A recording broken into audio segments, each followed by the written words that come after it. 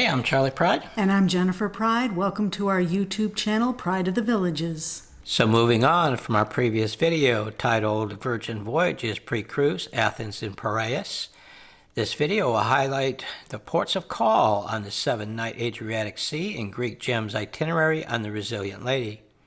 We will also touch on some of the unique aspects of this cruise which differed from our two previous Virgin Voyage sailings, such as the entertainment.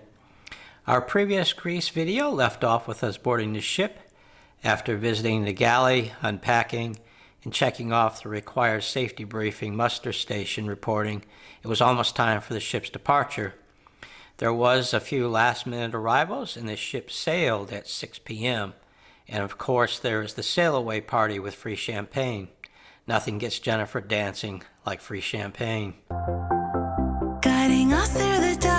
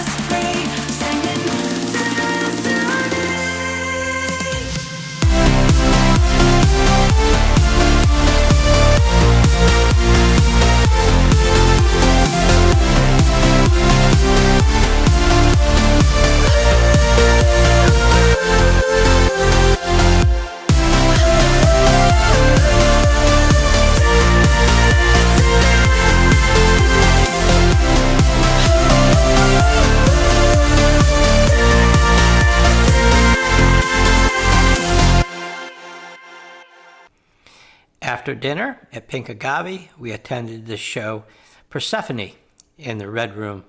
We observed the show from the seating on the 7th deck. On the 6th deck main floor, you stand, but you can move around to get a close-up view of all the action occurring on the main stage, the surrounding walls, and the acrobatic poles. In ancient Greek mythology, Persephone is the daughter of Zeus and Demeter.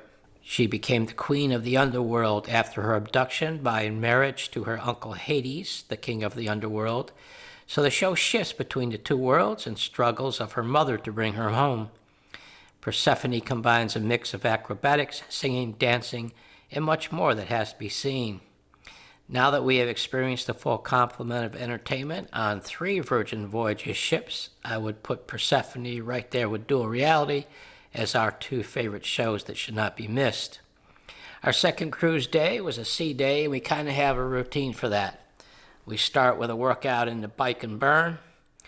Then we have brunch at Razzle Dazzle, as we much prefer their brunch menu over their dinner menu. Also, you cannot beat the maple bacon that they offer for brunch. We then discovered 2 parts of Resilient Lady's decor that differed from other 2 ships. One was these seahorses on deck 7. The Scarlet Lady actually has hanging chairs. Then this backdrop on deck 16, be a mermaid in the sea of fish. Middle of the day, we find games to play. This version of trivia was different from other versions we've played on the other ships, where you stand on one of 3 projected color squares on the floor based on your answer. One wrong answer and you are eliminated. The winner is the last person standing. And there is always bingo, hosted by the Diva. It is a pay-to-play and always comes with entertainment and some good laughs. On Virgin Voyages itineraries departing Parast, they will have OPA hours in the afternoon at the dock on deck 7, offering Greek cocktails and bites. In the evening, after dinner, we attended Mind Mangler in the Red Room. Another new show for us. It was a combination of magic and comedy and very entertaining. Our third day was the ship's call in the port of Dubrovnik, Croatia. Often called the Pearl of the Adriatic, this small city on the Dalmatian coast has it all.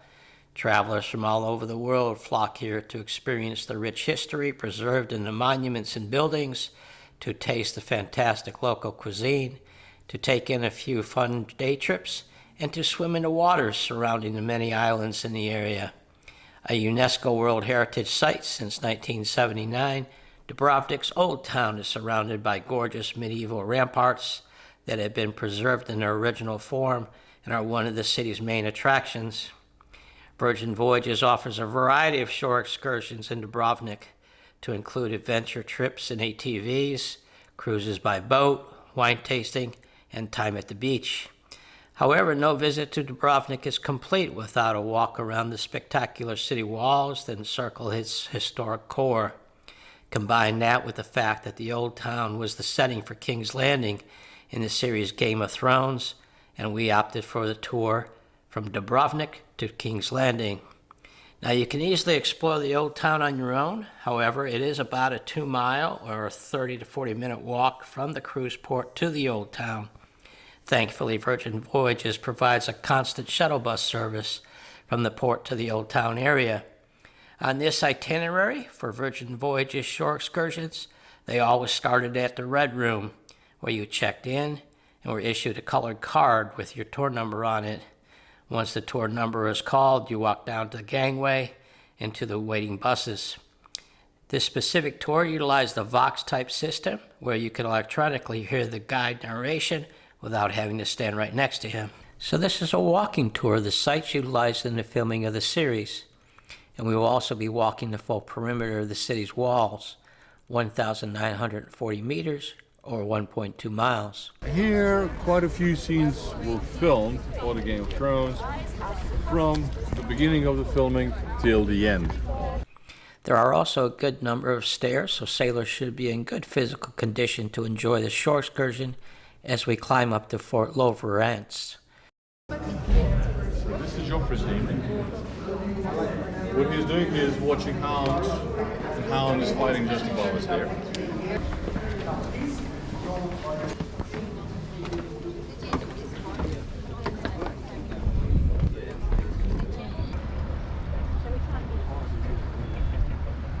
My seat.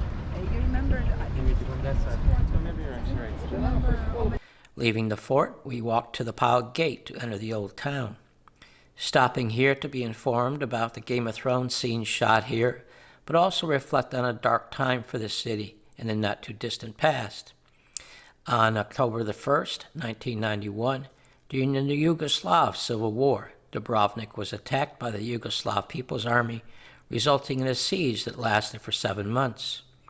The heaviest artillery attack was on 6 December, with 19 people killed and 60 wounded.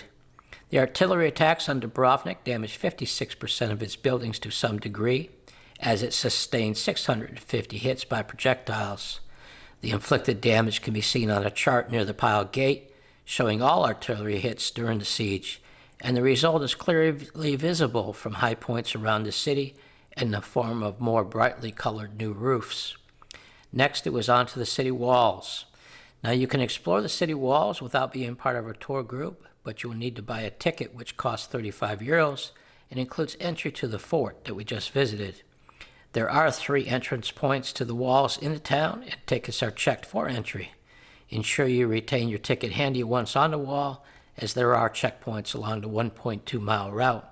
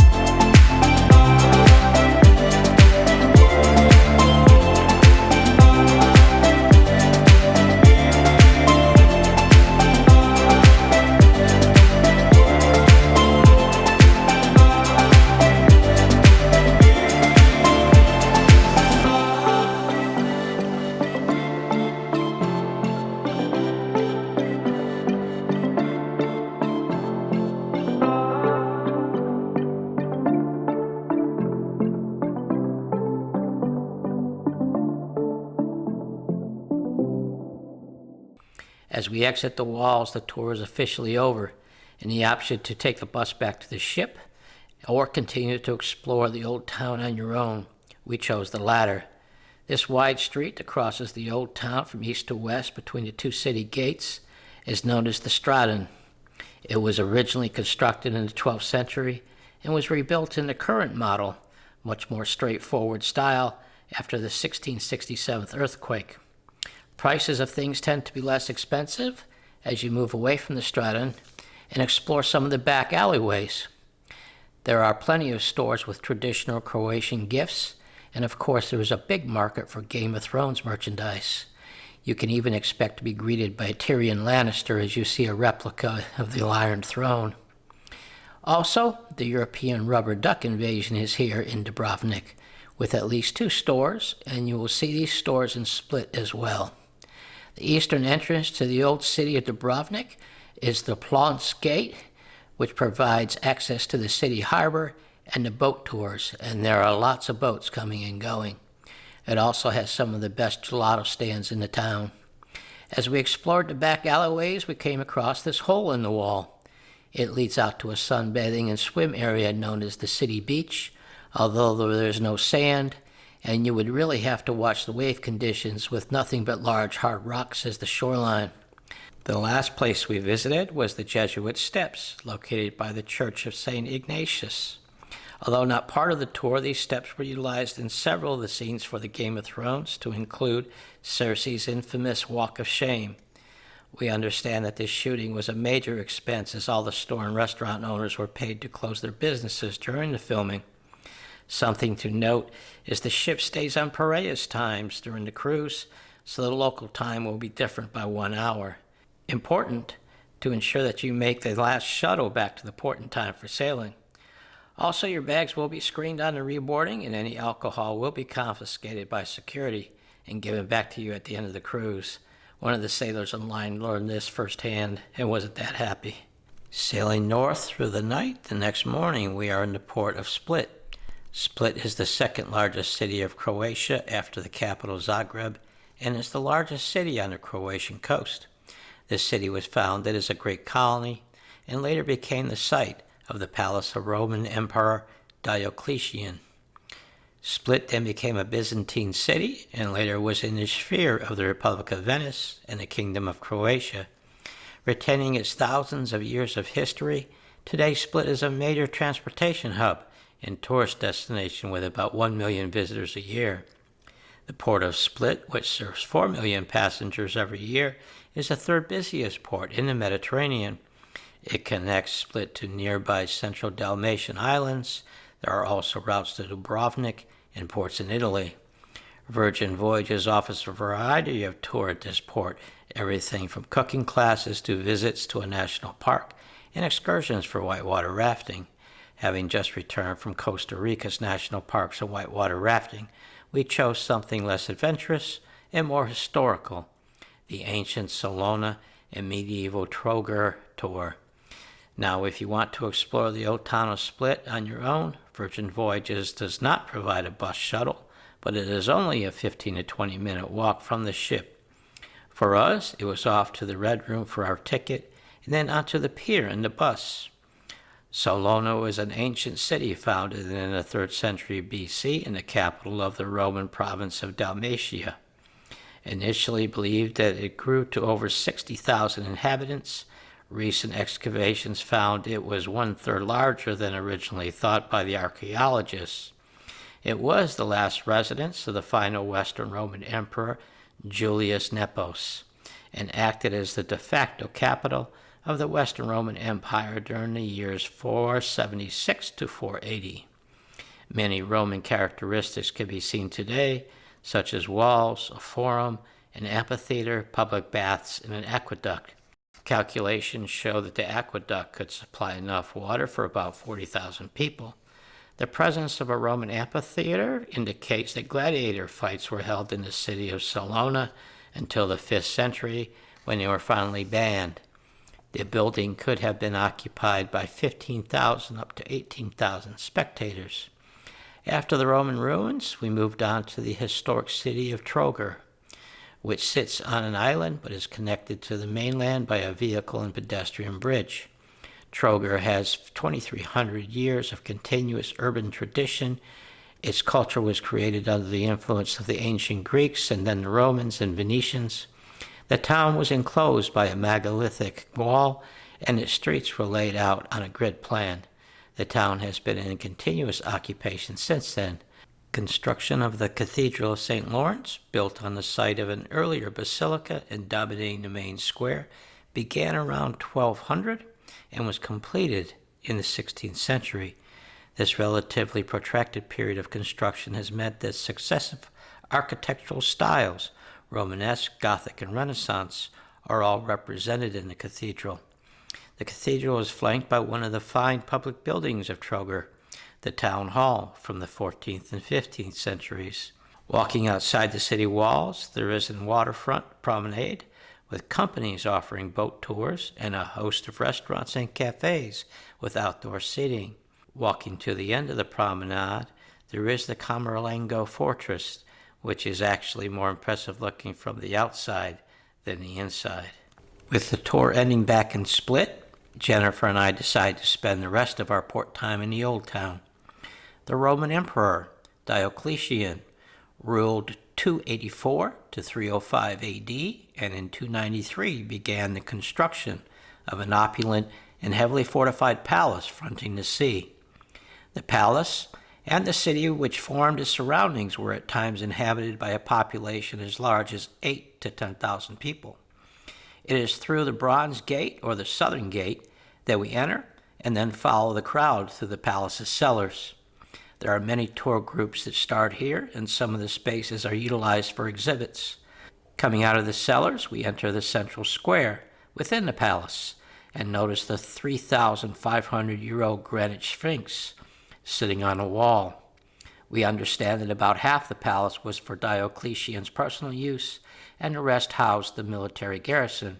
Artisans from across the empire were involved in its construction, utilizing limestone, marble, and manufactured bricks. There is an impressive rotunda that was once the first section of the imperial corridor in the palace that led to the imperial apartments. Split Old Town is very walkable, although ensure you have good shoes, as on this surface, if it gets wet, it gets slick. There are several squares where the restaurants like to set up. Exploring the alleyways is an adventure, as you never know what you'll find. The stores, of course, have Game of Thrones merch, plus red coral jewelry seemed to be in abundance, and several stores featured all things lavender. Public toilets are available, just expect to pay €1 to use them. Exiting the Old Town, it was back through the cellars and out to the Bronze Gate. Turning towards the left to walk back to the pier, there is a split sign for that picture. When walking back to the ship, be careful of the traffic of the vehicles coming off the ferries, as they seem to be in a line of continuous motion. Cruising through the night, we are headed south to Kotor, Montenegro. A crew member suggested that we be on deck for the early morning sailing into Kotor Bay, as it is the most scenic part of the cruise itinerary, and he was spot on with that recommendation. The ship winds its way through a 17-mile waterway, offering fjord-like views of mountains on both sides and small scenic towns. We pass by islands with small churches on them that we will be visiting later in the day. A good place to experience the sail in is on the running and walking track, getting some exercise as you take in the scenery. As we approach the town, we are joined by other cruise ships, and the Resilient Lady lays anchor.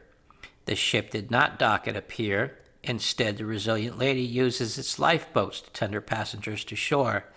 Sailors booked on shore things do not need to book a tender slot to go ashore. If you do plan to go ashore independently between the hours of 10 a.m. and noon ship time, please reserve your slot through the Sailor app. There are a good number of shore excursions offered, including hiking above the city with great views, sailing, swimming, or kayaking the crystal clear waters, and what we chose, seeing the area by land and sea, which included visiting the Lady of the Rocks Church that we passed on our sail into the harbor. Our shore excursion started in the afternoon, so we decided to explore the Old Town in the morning independently and had booked a tender for 10 a.m. ship time, which was also 9 a.m. local. Arriving at the pier, it was only a 5-minute walk to the sea gate entrance through the wall into the old city that dates back to the Middle Ages and is a UNESCO World Heritage Site. Our first site is the clock tower that overlooks the square. You can access portions of the city walls free of charge, although it is not a 360-degree walk like we had in Dubrovnik. On the wall, we also had a view of the Kotor fortress, which is at the end point for the hiking excursion that we mentioned earlier. This hike is probably best done on a sunny, dry day, as rain was in the forecast for the morning, and we were prepared with umbrellas. One thing the Old Town is known for is its cats. Now, Jennifer and I are dog people, but we do have a family member who is a cat mom, so we had to visit the Kotor's famous cat museum to pick up some gifts. Now, everyone was doing their best to deal with the rain and still enjoy the morning. Kotor is known for its narrow thoroughfares, and the pavement does not drain well, so ensure you have good footing. Jennifer did have some kitschy stores to explore, and it seemed like there was a hard rock in every port we visited. By noon, it was time to return to the ship and join our afternoon tour. The tour started with an introduction to the Old Town, some of the same areas that we had visited in the morning, but without the informative narration of our guide. Now, if you don't think getting an early start can make a difference, this was the scene of the clock tower square at 10 a.m. local when we first visited, and at 1 p.m. when we returned with a guide. Now, May is not the high tourist season as of yet, so you can imagine the potential crowds on those narrow streets come summertime. Our best advice is to get off the ship early at the ports of call and explore the old towns with these narrow passageways before they become clogged. After our guide's quick orientation of the Old Town, it was a bus ride to Tavat. This port town, known for the rich and famous, as evidenced by the multi-million-dollar yachts in the harbor and the designer stores lining the shopping district. Here we boarded a boat for the scenic sailing out to the island and the Church of Our Lady of the Rocks. According to legend, the island was made over the centuries by local seamen who kept an ancient oath after finding the icon of Madonna and the Child on a rock in the bay. Upon returning from each successful voyage, they laid a rock at this site, and over time the island gradually emerged from the sea. The custom of throwing rocks into this site is alive even nowadays. Every year, on a day in July, local residents take their boats and throw rocks into the sea, widening the surface of the island. The first known church was built on the island in 1452, and it was a Serbian Orthodox church. It was taken over by the Roman Catholics, and in 1632, the present Church of Our Lady of the Rocks was built.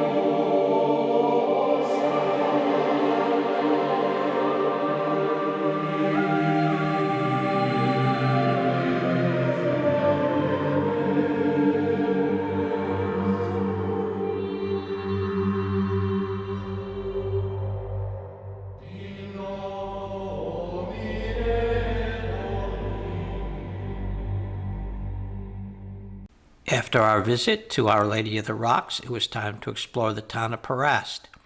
Steep in history, over the centuries, this town was under the control of the Romans, Ottomans, and Venetians. On our short boat ride to Parast, we passed by the island of St. George. Unlike Our Lady of the Rocks, this is a natural island and features a 12th century St. George Benedictine Monastery and the graveyard for the old-time nobility from the area. As we enter the harbor, it is evident that seafood is an important commodity here, with oyster and mussel farms dotting the shoreline and the shellfish appearing on most restaurant menus. Our treat, though, was a visit to this restaurant for some coffee and cake. We then had some time to explore. With only 300 residents in the entire town and about a 1.5-kilometer walk from end to end, it was a charming stroll to an awaiting bus for our return to the ship. That evening, as we sailed south, it was Scarlet Night on the ship, and we have featured those activities on previous videos, so we will not repeat. However, a new show for us was Lola's Library that takes place in the manor. The show is a combination of singing, dancing, and acrobatics based on book themes in the library. The library is finally open, folks! Woo! I'm Lola! Definitely adult entertainment, no nudity, but risque with the language and costumes. The show has 3 45-minute chapters with a short break in between, and you can attend one chapter or all 3 of them. The next morning, we are in Corfu, Greece, and the ship time now equals local time. Shore excursions offered include the likes of quad expeditions, hiking along the coast, food and wine tours, and what we chose, a visit to a picturesque bay, boat ride to a cave, and a visit to Corfu's Old Town. Now, I'm not going to even attempt to pronounce this bay's name, but it certainly looked inviting. Once again, we picked up tickets at the Red Room and headed down the pier to the awaiting buses. There were several cruise ships in port this day, so it was a little bit of a walk to get to the buses. There was good local information provided by our guide on the way to the bay, and upon arrival we were notified that the sea conditions were such that the boat ride to the cave would unfortunately have to be canceled. Fully understandable considering the wind and waves that had formed outside the bay. So what was available was free time to swim in the bay and visit the waterfront restaurants and shops. Now, I had done some research on the area and discovered that there was a hike up to a local monastery that got great reviews on TripAdvisor, so that is what we decided to do. The hike was almost a half a mile up a road with a gradual degree of elevation to the monastery, passing through groves of olive trees and cypresses. Along the way, there were several points offering great views of the bay, a small cafe, and there were artists along the roadside displaying their work. Arriving at the monastery, there are notices that you must be modestly dressed to enter, which usually means for women to have knees and shoulders covered. A man was positioned at the door with sarongs who directed various visitors to put one on. The Byzantine Monastery dates back to 1228, however the current complex, the rooms for the monks, and the yard date from the 18th century. The complex is dedicated to the Virgin Mary. Built atop this remote hill, it offers a gorgeous view of the island and the sea. The monastery has a small museum with rare Byzantine icons, holy books, and other relics. Inside the monastery lies a traditional olive oil press as well. Even with the crowds, it is a tranquil place filled with beautiful flowers tended to by the monks. The monastery is free to enter with pots for donations dotted around. There is also a small gift shop selling items including fridge magnets and religious items. This walkway was very impressive with the vined rooftop providing shade. The monastery is closed certain days of the year, and it closes every open day during the period between 1 and 3 p.m. If the walk up to the monastery is not enough of a hike, then you can continue on to a viewpoint at a higher elevation, as we did. This trail is not hard to hike, but it is unpaved, and the views at the top are worth the effort. At least we thought so. Arriving back in Corfu, our guide took us for an orientation of the Old Town, and we then ventured out on our own along the cobbled streets of this UNESCO World Heritage Site.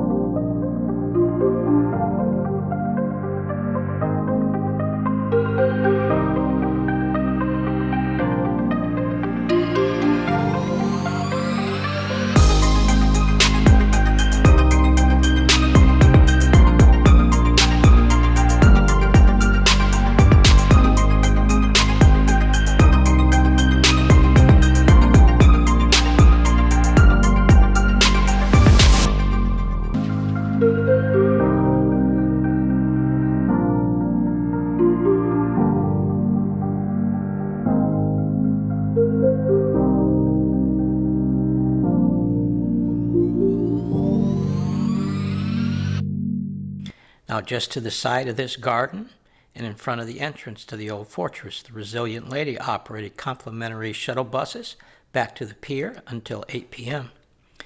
Arriving back at the port, you do have to go through a terminal that has a security check that includes x-ray screening. This is in addition to the x-ray screening you will receive again at the Resilient Lady gangway. Walking down the pier, we pass one of the MSC ships and notice they have a mascot greeting passengers. Not sure what that mascot is, but thinking Virgin Voyages does not need a mascot greeter, unless of course it was a mermaid. Sailing away from Corfu, our final day of the cruise was a sea day, and we followed our same routine, but I do want to mention that night's entertainment, as we saw this gentleman twice on the cruise, as he was that good. A bando man is an improv musician who blends music with comedy. Bringing sailors on stage to learn something about them, he immediately goes into a rap that is hilarious. Tonight, we celebrate with one person. I'm gonna play Charlie, I'm gonna play Cry, Cry, Cry. Man, I'ma say B. Tonight go crazy. Tonight I've just found my guy. This is your Patrick Swayze. Yet you know that, listen, I'm saying like shit to door. Charlie, you're my ghost and I'll be your Demi Moore. You know that, man, you gotta see. Charlie, just like follow me. Your hand in my hand. Both of us were doing pottery. We ready, man, I swear. Tonight, man, we get the whole rave like... A very talented guy indeed. Arriving back in Parast at 6:30 in the morning, we had booked through Virgin Voyages our transportation from the pier to the Athens airport. We had $1,200 of use or lose sailor loot on this voyage, so we decided to use the last of it on getting us to the airport, which was $50 apiece. Taxis are certainly another mode of transport, and there was a lot of them staging, which was kind of comical watching them jockey for the frontline positions. A taxi to the airport would have run about $80. We decided to transport our own luggage off the ship at 7:30 a.m., which was seamless, and surprisingly there was no passport or customs check at the arrival terminal. Then it was just a short wait before the buses arrived, luggage was loaded, and we were on our way at 8 a.m. Being a Sunday morning, there was no traffic on the way to the airport, and it was about a 40-minute drive. So that concludes our video on the 7-day itinerary, Adriatic Sea and Greek Gems upon the Resilient Lady, and hopefully the information that we provided on the ports of call are helpful to you if you are on the same itinerary or you're visiting those ports on a different itinerary. So until the next video, we wish you a great day wherever you are, and see you then.